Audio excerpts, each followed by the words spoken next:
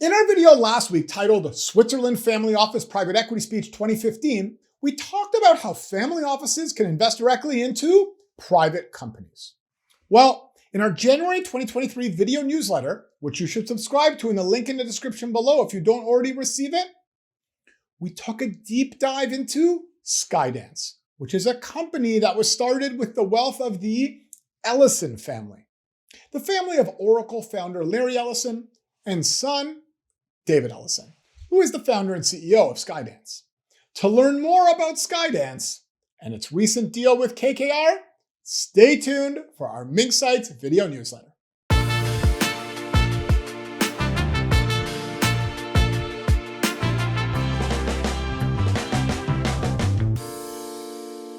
In this edition of Mink Sites, we will walk you through the Skydance deal, a recent deal where KKR is investing in Skydance.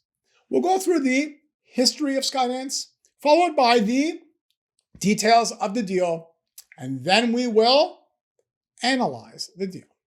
So let's get started with the history of Skydance. Back in 2010, David Ellison, the son of Oracle billionaire Larry Ellison, founded Skydance when he was 27 years old. It was reported that in its first year, the company raised $350 million, $150 million in equity, including equity from the Ellison family, as well as $200 million in a revolving credit facility. That year, Skydance entered into its first main partnership, which was with Paramount Pictures. In this partnership, they developed many famous movies, including in 2011 with Mission Impossible: Ghost Protocol. In 2013, Skydance started to diversify away from films with the launch of Skydance Television, where Skydance later partnered with Netflix on the series released in 2015 called Grace and Frankie. In 2016, Skydance acquired a company called the Workshop Entertainment and launched its own brand, Skydance Interactive, which was focused on creating and publishing virtual reality games. In 2017, Skydance launched Skydance Animation, its fourth pillar alongside film, television, and interactive, the gaming division.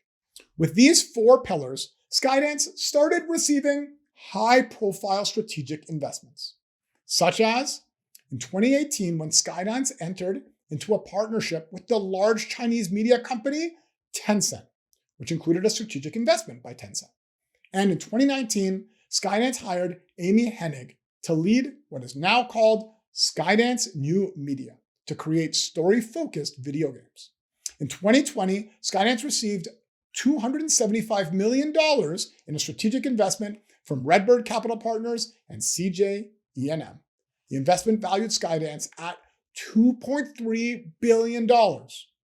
And in 2021, Skydance closed a $500 million revolving credit facility with the ability to expand it to $1 billion.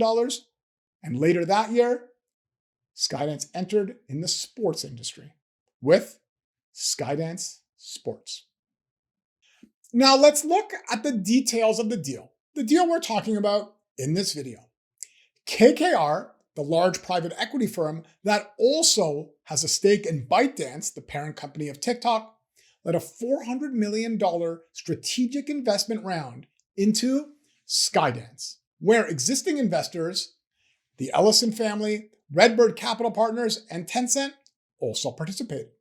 The $400 million investment values Skydance at over $4 billion. So let's analyze the deal. Okay, so how did Skydance become a company worth over $4 billion?